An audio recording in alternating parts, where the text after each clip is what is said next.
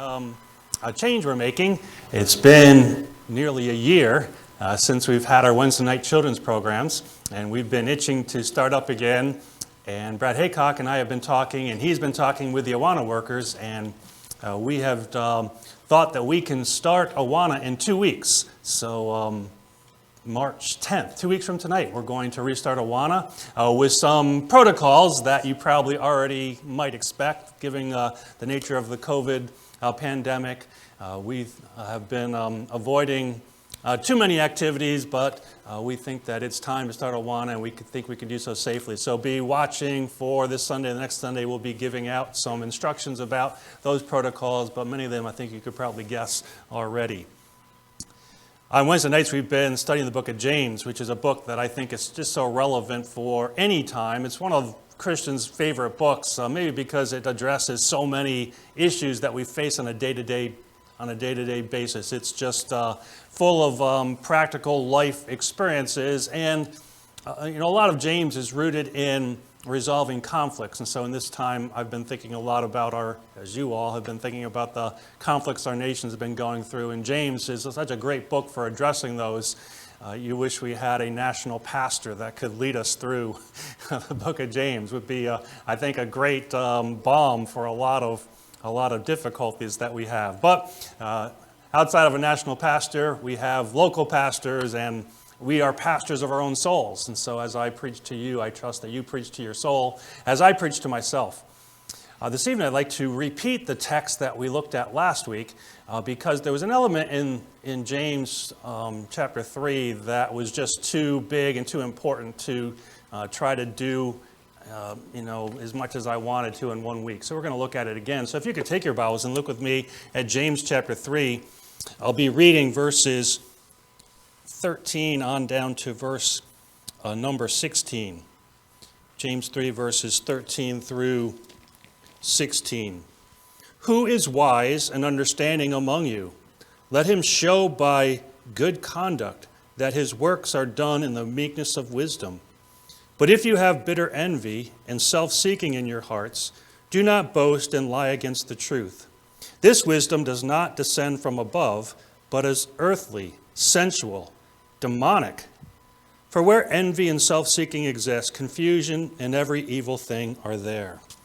So last week I tried to look at just that verse by verse, phrase by phrase, and try to tease out. But there was an element in here that's the central part of this that I want to spend at least 1 more week on. It would be tempting to do even more because it's such a big and important subject. And that is relating to the sin of envy.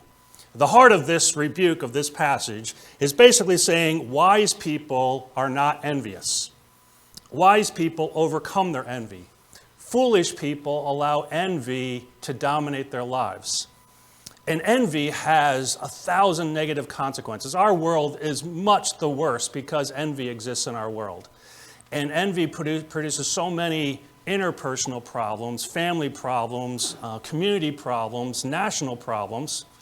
Saddam Hussein invaded our Kuwait, 30 years ago now, because he was envious of Kuwait's good fortune. So it even starts wars, and that's hardly the only example we could think of world wars or big wars because of envy. Envy has so many bad fruit, but even if not producing open conflict, even if not producing wide-scale fighting and killing, envy hurts us personally. Envy is a personal dis-ease. Envy wants to hurt others, but usually our conscience refrains us, or maybe the law refrains us from hurting others, but envy always hurts us. We are always more miserable because envy takes root. And so I'd like to take tonight and just delve into this thing of envy. I thought a lot about it, maybe because I've wrestled so much with envy, especially in my teenage years. I remember those years having a lot of envy, envying friends and their abilities or their life experiences, all kinds of things like that. If you will, just think with me of a thought experiment. Imagine a middle-aged man who has worked hard. He struggled through a couple years of college, got a job and has worked his way up, and he's making a decent living. He has a lovely wife. He has a couple of children. He has a modest home, and he's pretty happy in it. He is going along okay. He works hard, 5 days a week on the job, sometimes 50 hours, sometimes 55 hours. He works pretty hard. On the weekends, he has to care for his house. That always seems to need repairs, but he enjoys working on his house, and he enjoys his church. Then he gets an invitation to his 20th high school reunion. And he hasn't been to a reunion all these years, and he's wondering what happened to those old buddies back at his school. So he accepts the invitation and goes to his high school reunion. And there he meets up with 3 of his buddies that he used to go to school with that were on the baseball team with him. And one starts talking about that he has this upper-level position at a big corporation. He makes hundreds of thousands of dollars a year, and he was able to go to Europe on vacations. And another man says, yeah, I do pretty well. My job is so fruitful that I only have to work 4 days a week. I get every Friday off, and I love to go boating on the boat that I own. And the third guy says, yeah, I'm doing pretty well too. And there on his sleeve is just the most knockout, gorgeous woman you've ever seen. And just is just beautiful, a model look. And she's just admiring him with this man. And so this man is meeting with his friends, and he spends a long weekend. He heads back Sunday night to his home. And he drives in his driveway, and he's just amazed about how bad a shape his house is in. And he goes in, and his wife greets him, and she looks a little frumpy. And she just is not that glamorous woman. And he realizes he's got to get up early. He's got a big week of work ahead of him. And he never hated his job so much as he does this week.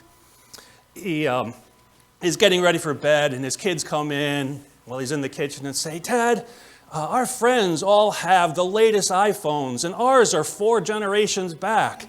And start complaining, about this. And he never knew he had been so miserable as after going to his high school reunion. Well, this thought experiment is something that we encounter all the time in life. And that is envy results from our interactions with people that seem to do better than we do, that seem to have more advantages than we have.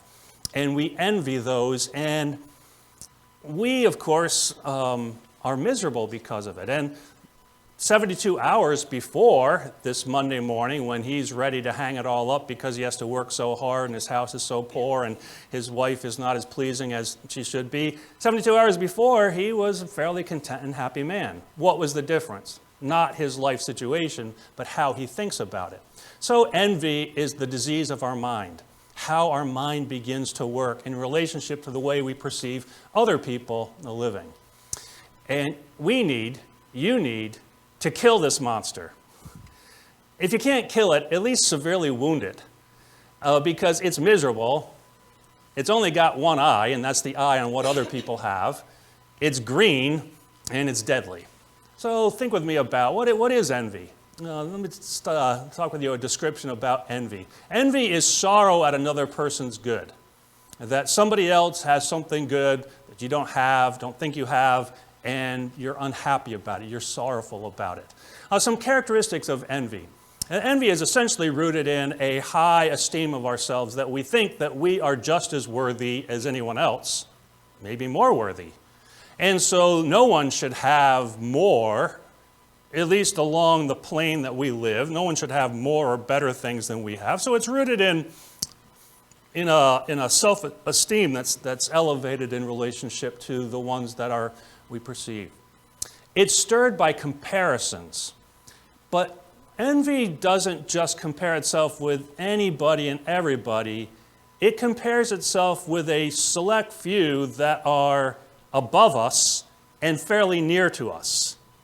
We don't tend to envy people that are remotely distant from us and maybe super abundantly better off. Most of us really don't envy Bill Gates or Jeff Bezos or any of these billionaires, because they're in a different world. But we do tend to envy our boss, or maybe our teammate, or maybe one of our friends, or maybe a neighbor, or maybe a member at church that sits near us. We tend to envy people close to us that we see as relatively on the same plane as us, but maybe a little bit above us.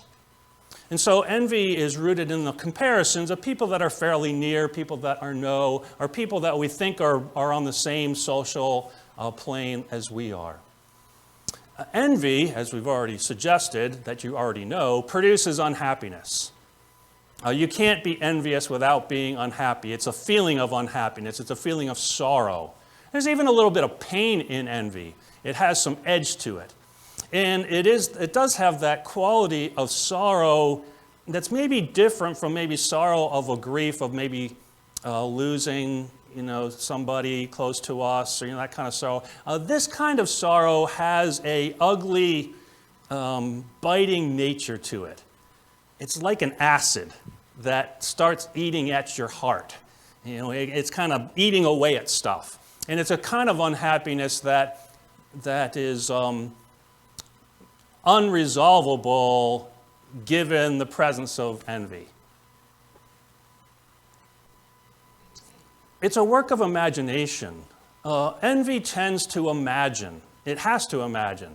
It imagines what it would be like to have the thing that somebody has that we want. Maybe somebody else has a really beautiful wife, or maybe somebody has an expensive car, or maybe somebody has a position in an office that, or a business that's, and we start imagining how good it would be to have that thing. We start imagining how fun it must be to drive that car, how good it must feel to be in that upper level office, that you must just feel like you're floating on clouds as you move into that office. And envy imagines how good it is that people have this thing. So it's a work of imaginations that we tend to think that person must really be, they must really be well off, and they must be very pleased with this thing that we envy that they have. As I've mentioned, the envy is not a superficial thing. It tends to drive, deep. Well, anger tends to be, that instantaneous thing that we might get angry instantaneously. Envy tends to dig deep into our heart. It tends to then pervade itself, so that once you become envious of something, it's hard to leave it. It makes everything less happy. You might only be envious of one thing, but not having that one thing ruins just about everything else in your life. Everything else becomes to be less tasteful, less interesting, because that one area is something deprived in it, and we just can't get it out of our mind, can't get it out of our heart. Envy is insatiable. It can't be satisfied by the nature of envy. That is, you can't satisfy envy by giving it what it wants. Now, you might slow some of the evidences of envy down by filling it, but it comes back. So, for example, imagine somebody that makes, let's say, $50,000 a year, and they know all these people that make over $100,000 a year. And, they've worked just as hard, and maybe they had some experiences that held them back, and they just didn't get that best job. But, they're $50,000, and they see all these people, and they think to themselves, if I got a raise to $200,000, I would be happy. So, lo and behold, they go into work the next day, and the business has exploded, and the manager says, hey, we're making so much money, we're giving everybody a 4 times increase. You're going to make $200,000. So you would think this person now, having pledged happiness, is going to be happy. But now they make $200,000, they can afford a bigger house, and they can afford a better neighborhood, and now their neighbors make $280,000. And they've forgotten about the place they used to live and their neighbors. Now they envy the people who make just a little more. So we sometimes scoff at maybe these Major League Baseball players or football players or basketball players that aren't content with making $27 million. They have to make $29 million because they're comparing themselves with the next best person. And that's what envy does. It's always, by nature, it's always looking for who's doing better than I am. And it rarely ever bothers to think about those people beneath them. What about those people that have nothing? Their pride keeps them from saying they might ever deserve to be in that place. So their pride always leads them to think, to look up to the people above. And so it's always insatiable. It always comes back. It always is pressing. So imagine even maybe a worse situation. Let's say this guy made $50,000 a year, and somebody in church he knows makes $200,000 a year. And he just can't get over. He's just grumbling about it, and he's talking to some people about, and he starts complaining about this person that doesn't deserve to make that much money. Nobody should make that much money in this area that we are. And, how hard does he really work?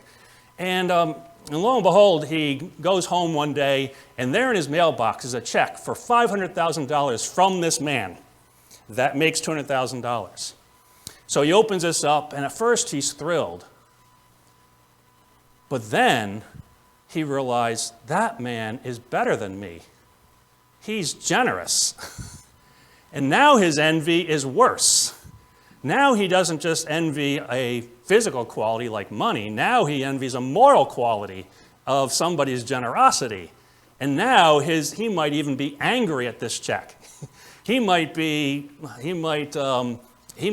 lash out because of the injustice of someone being so much more generous than he is. So envy really can't be solved by trying to feed it. The only way to handle envy is to kill it, to destroy it, to pull it up from its roots. Envy has severe consequences, as I've already suggesting. In the Bible, you see some of those. In fact, one of the very first stories in the Bible, right after the sin of man,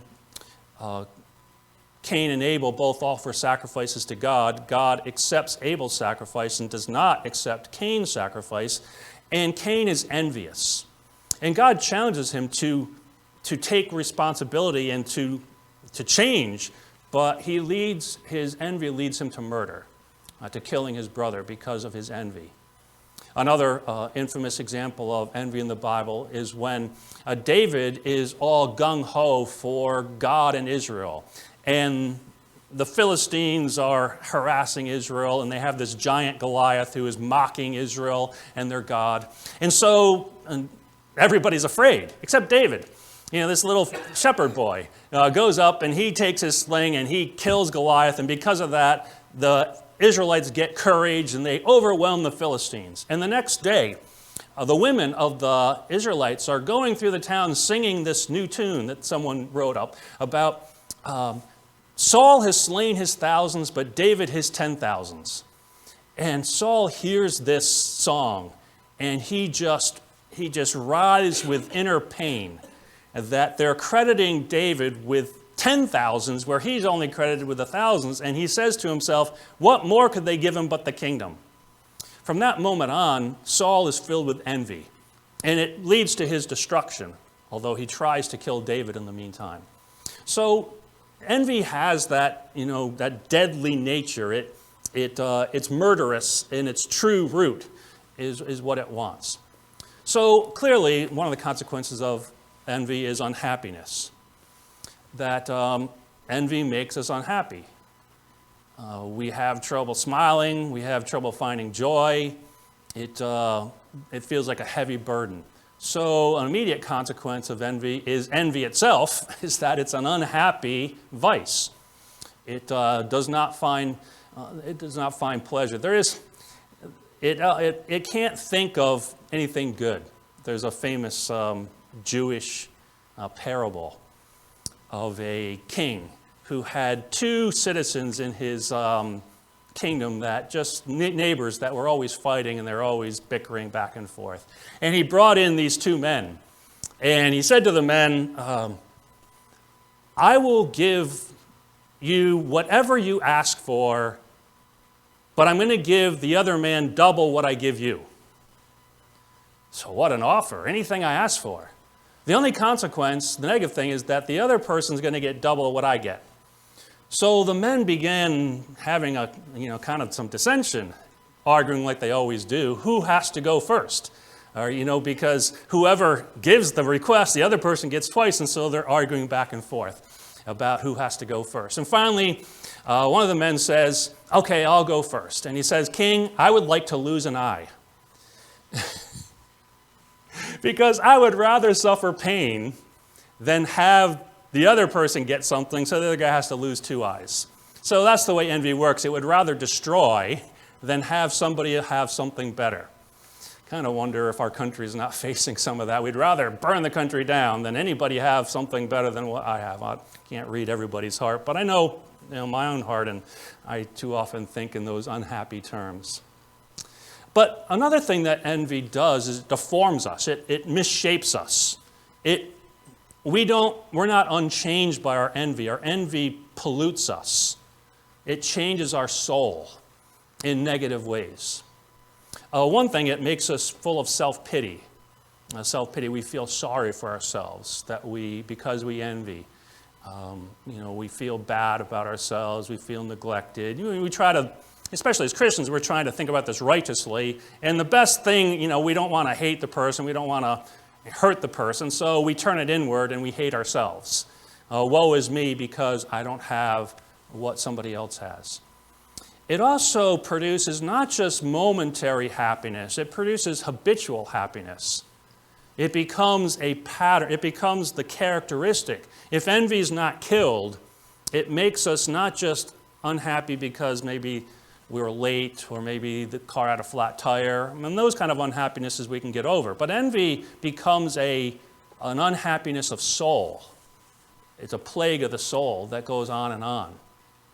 And not only does it make us unhappy, that envy wants to make other people unhappy too.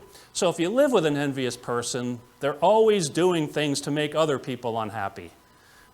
They're complaining, they're griping, they're criticizing, they're finding something negative to say in a situation. They're spreading their own unhappiness to others. I think that's, James is addressing a church that's having all these problems. And, maybe if we can imagine, if somebody could just keep their envy to themselves, then we wouldn't know about it. It wouldn't be good.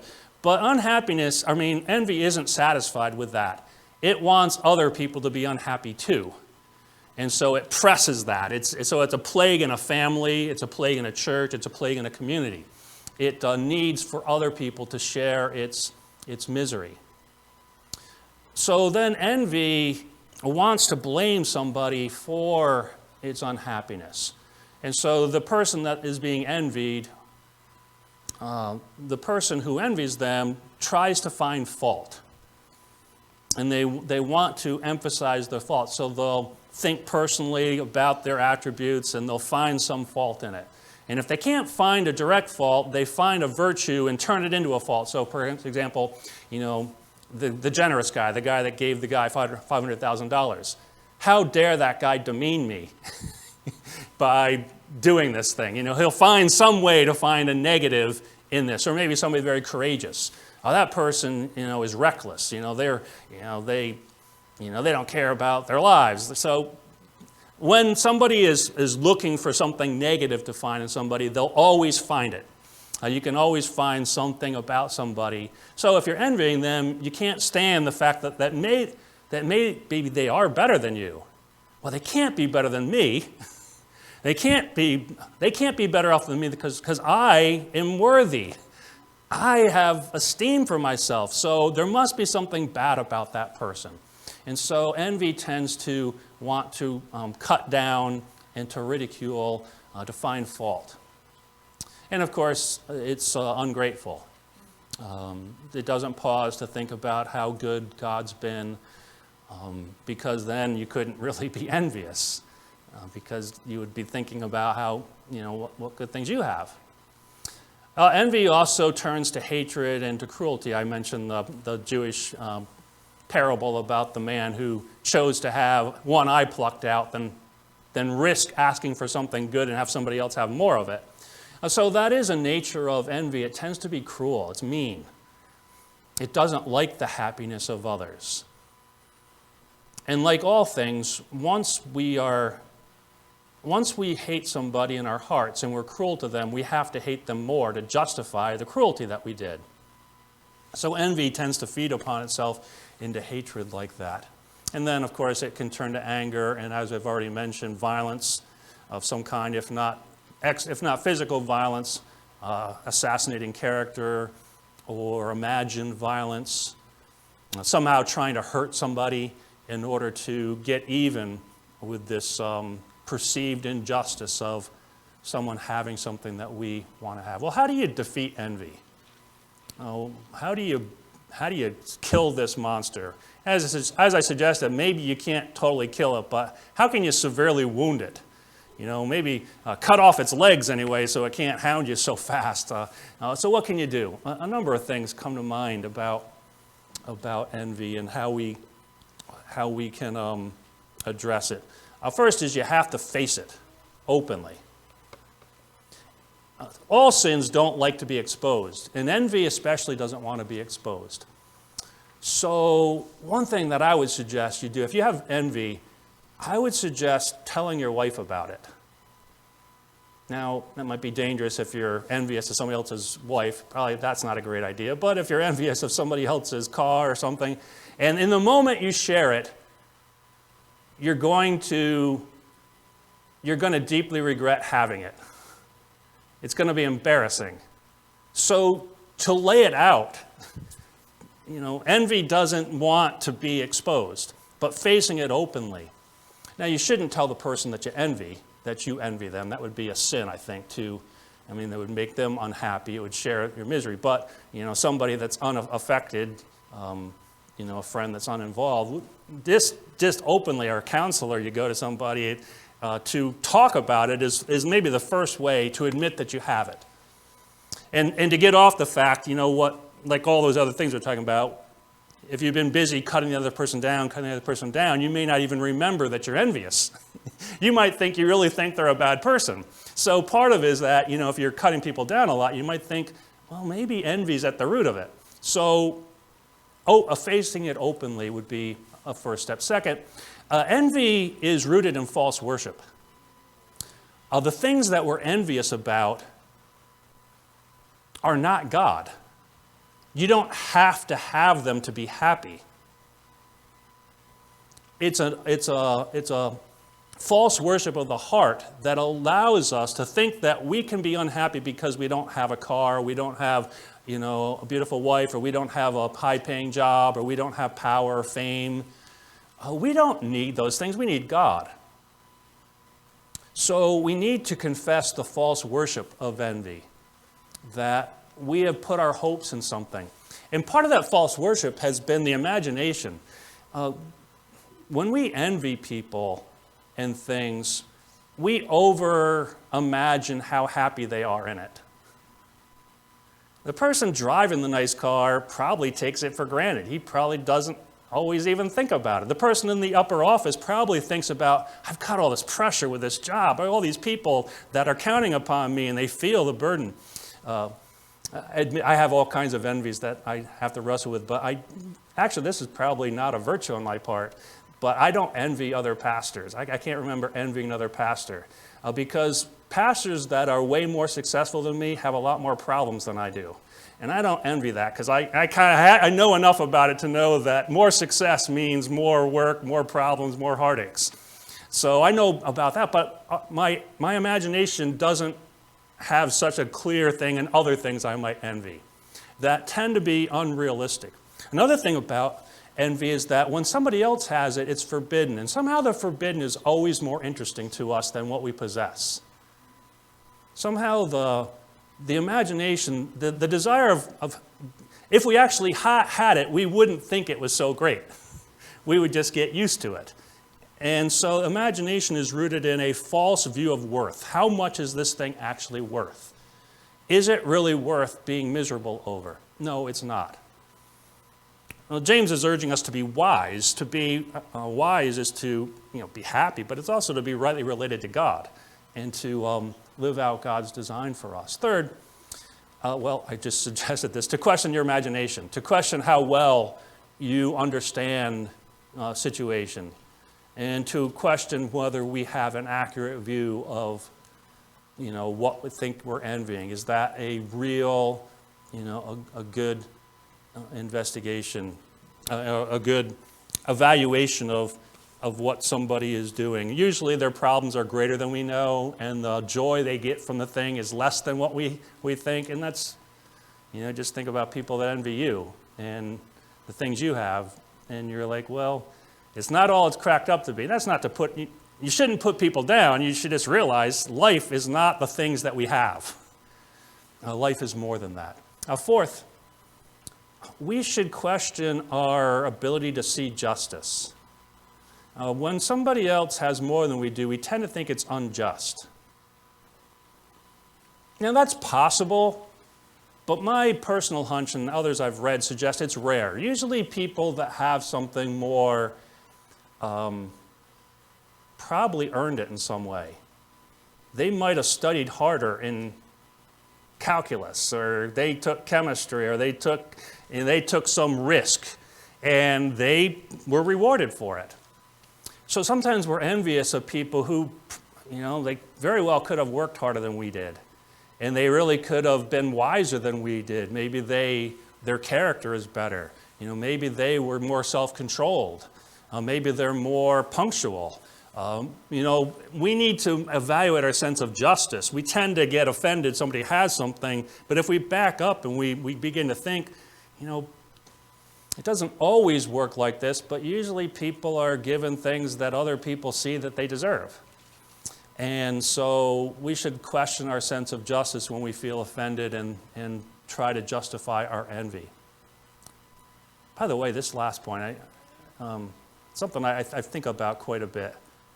And that is this problem that our teenagers, our young people, and actually maybe it's more than young people are having. When the iPhone was released back in mid-aughts, 2005 or 6, whenever that was, someone charted the sale of iPhones versus teenage depression, and they match exactly. The sale of iPhones matches the increased depression. Now, why would young people be depressed with iPhones? I don't really know, but here's my guess, is they see what they think how much fun everybody else is having. They're on social media and people are at a party, people are smiling, they're attractive, and so their sense of envy has been rising. And I think a lot of that's people's imagination. Are people really having, this time of their life? So another reason to maybe limit the iPhone use, but also question how much greatness other people are really having that's better than what we have. Fifth, having things sometimes has a cost that not having them is a gain. James begins his letter by saying, "Count it all joy, my brethren, when you encounter various trials, knowing that the testing of your faith produces endurance." That is, praise God that sometimes you don't have something because God knows He is improving you. He is shaping you. And we can be grateful that we don't have everything and just imagine, envy has also the problem is that we can pick 1,000,000 people to be envious of, but each of those people is only one person, like us, right? So it's not a fair comparison. Nobody has all the things that we envy. But nobody has all these things, but the fact that we don't have something might just be a good thing, that we are more likely to focus on some virtue or our relationship with God. So we should rejoice in the things that we lack, or even our hardships. We might envy somebody that doesn't have the burdens we have. Well, maybe those burdens are helping us grow to be more like Christ. We should rejoice in those. Sixth, we should fear what we will become if we continue with envy. It's not pretty. The ugly people in the Bible, the people that we despise, are the people of envy. The Jews killed Jesus because of envy, and we despise that. They also killed the apostles because they're getting more people following them, and the Gentiles are all excited about them, and the leaders of the synagogues could never handle it. They were full of jealousy. Just think how ugly that it is. Just think of what kind of person you're becoming. And then to fear, are the people in your family going to become that too? If they learn envy. So fear the kind of character that envy produces and then reproduces. It's not a pretty sight, not anything any of you want to be.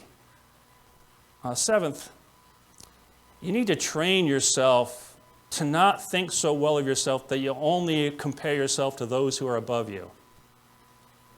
but remember how many people are beneath you.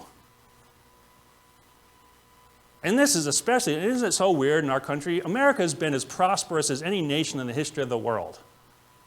And it's not really even close. If you were born a couple hundred years ago, you couldn't even imagine how well we live, that we take for granted. It would blow your mind to think about how easy things are for us. You know, refrigeration, indoor plumbing, any food you want, you go to the grocery store and for a few bucks it's there. You know, internet technology allows us to watch about any movie ever made, which isn't really always a good thing, but any music, any song ever recorded. And our forefathers would be envious except for the character flaws that we're developing. So why is it that America's falling apart at the very time that we've been as blessed as any people ever are? It's because envy can't be satisfied. You can't fix envy. You can't tame it. You can't dress it up. What we need to do is remember how many people are in such, worse conditions than we are, that they sometimes even bear it better than we do. Number 8, we should fight envy with love. That person that you envy, one of the things you should do, obviously repenting of the envy is part of it, but to fight that envy by loving that person. And one of the things that you can do there, rather than listing their faults, list their virtues. List all the things that you appreciate about them. And if you can't see them, well, shame on you. That says you need to do it. List their virtues. Think about how appreciative you are for them. I was reading about a rabbi that was writing a book on suffering. And while he was writing this book on suffering, another rabbi had already published a book and was making a fortune off of this book on suffering. And this rabbi was envious. First of all, this person beat him to the subject. And then his book was so popular, and he didn't think his book could ever be a bestseller like that. His was going to be a more modest, at best a more modest. And he was really upset about this, and he went to a counselor talking about this envy that he had, which is a good step to take. And the counselor said to him, "You realize the man that wrote that book, the reason he wrote that book was that he had a son born in deep, had infirmities, had severe disabilities, and died young. And it was extremely painful for this man to face. And he wrote this book out of that pain. That's why it was such a good book, is that he was wrestling with this. Would you really envy all that? Maybe we can appreciate, and sometimes people have experiences, and we should love them and sympathize with them, not hate them. We should, and then this book that he wrote, actually I know this book and I don't think it's great, but this person said it did good, and I think it did some good, that it did good for people. So, someone that, we might envy might be a real contribution. Or maybe, if you're envious of a man with a beautiful wife, then be glad for his family, be glad for his children, appreciate rather than hating them, love them with sympathy. Number 9, if you're envious of someone, think about how you might emulate them rather than just envy them. If they can do something you can't do, find out how to do it. If they accomplish something, don't just hate them. Figure out, how did they discipline themselves? Did they study? What did they do? So rather than just stewing in it, let that sinful urge, maybe turn it into a positive by saying, maybe God wants me to be more like that in some respect. So emulate the virtues that might be behind success. Number 10, enjoy God above all, especially your envies. Enjoy God above all. God is the true joy of our hearts. And it reminds me of Psalm 73, where the psalmist says that he envies the wicked. The wicked seem to do whatever they want, and they're successful at it. And they're immediately successful. And the psalmist is like, this is terrible. Why doesn't God pounce on them? Why does God let this go? Why does he let this happen for 1 year, not less 20 years? And then the end of Psalm 73, the psalmist says, "Then I remembered God." And he says, "Who do I have besides thee?" Begin to think, for all the success that this person has, I have God. And what better thing really could I want? So we need to even let our sinful urges to be envious lead us to think, I must be envious because I'm not as content and joyful in God as I should be.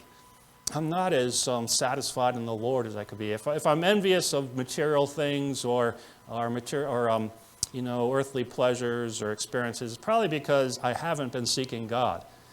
No one can have more of God than what you want. You can pursue God, and no one can stop you from pursuing God. And you can have as much of God as you want to have. And so that's where our heart really should be. And then to not let envy ruin our joy by twisting our mind. That poor guy that went to the high school reunion, he needs to, rebuke those thoughts. And remember, he's got a good wife. He worked hard and his job was a good job, and the week before it was good. It can still be good. He's got a roof over his head and he's got a vehicle. It's not as nice as those guys, but he's got a vehicle. So one of the ways that you can get rid of envy is just enjoy the stuff that you have. Okay, so your phone is not the latest version, but it's an amazing phone. And you can talk to people all over the world with it and enjoy the stuff that you have. Make use of the stuff you have. Don't think you have to be unhappy because it's not the very best. Be happy with what it is. I know any of you that have traveled the world, you've noticed, kids in other parts of the world sometimes shame us. Where they're out in they bare feet, shorts, ripped up shirt, and there they are with a hoop and a stick having the joy of their life. They're just having a great time. They don't know that they're supposed to be unhappy because they don't have a PlayStation or they don't have the latest gadgets. They're just having fun. Well, surely if they can be happy with a stick and a hoop, we can be happy with our toys. Just be content with such things as you have. And then, okay, sometimes people do have things unjustly. Okay, granted, I admit it. Not everybody that's well off deserves it. Or maybe they don't deserve it more than others. What are you going to do about it? I don't know, other than if the cross isn't the answer for injustice, then there is no answer. What are you going to do? Anything you try to do that doesn't trust in that is probably going to make it worse. It's probably going to make things worse. So at some point, you trust that what God did on the cross is sufficient. And so if somebody has undeserved goods, well, let God take care of that. He's not powerless to answer those kind of problems. Well, I trust that that kind of looking at one word in James 3 would challenge you and encourage you to not let envy make you unhappy. And it can ruin you spiritually, it can ruin your family, it can ruin a church. Let's not let that happen, but be content and wise. All right, I'm going to ask you if you would join us on the Zoom, if you could change over the medium. We'll take some prayer requests and ask you to participate that way. Thanks for joining us tonight. Have a good evening.